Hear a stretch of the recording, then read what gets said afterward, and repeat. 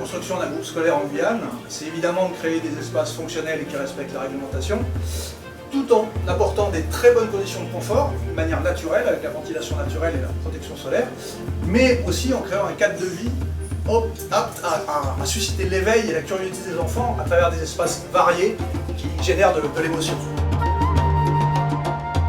Ce qui fait l'originalité de ce groupe scolaire, c'est que nous avons réussi, une fois qu'on a conçu la morphologie, à créer des façades qui sont extrêmement poreuses. On a une grande surface de jalousie sur les deux côtés de la salle de classe, ce qui fait que la ventilation pénètre vraiment bien dans la salle et assure des bonnes conditions de confort. Conditions de confort qui sont complétées par une forte isolation de toiture et un traitement acoustique du plafond.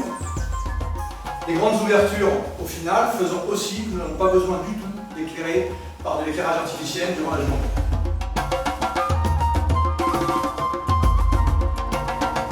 Alors, les principales contraintes que nous avons dû gérer sur ce terrain étaient sa forme, en plus grévée par des risques liés à l'inondation, et des terrassements qui étaient existants. Donc nous avons dû combiner tout ça pour implanter le bâtiment de manière à capter au mieux le vent et s'étirer le plus longuement possible en face du vent, de manière à bien capter la ventilation naturelle. Les avantages liés à un bâtiment conçu selon une démarche bioclimatique, ils sont nombreux. En premier lieu, il y a les économies d'énergie réalisées, et ça profite à la société. Il y a le développement des filières locales, puisqu'on essaie de valoriser les matériaux locaux. Et il y a en plus le confort. Et en plus, une ventilation naturelle dans l'ensemble des espaces qui crée des très bonnes conditions de confort hygrométrique. Bien meilleures et bien plus saines que celles que nous aurions pu obtenir avec des moyens artificiels comme la climatisation.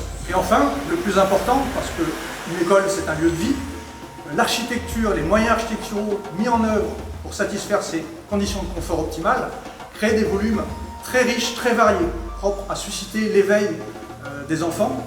Et on a des grands volumes pour évacuer la chaleur, on a des façades très riches, très mouvementées qui viennent capter le vent. Tout ça crée des espaces, je dirais, propres à développer la sensibilité des enfants et leur imaginativité.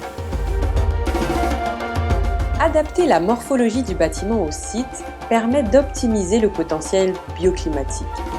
De grandes ouvertures sur vos façades favoriseront une ventilation naturelle optimale des espaces. La récupération d'eau de pluie permet de réduire la consommation d'eau et d'éviter le gaspillage d'eau potable.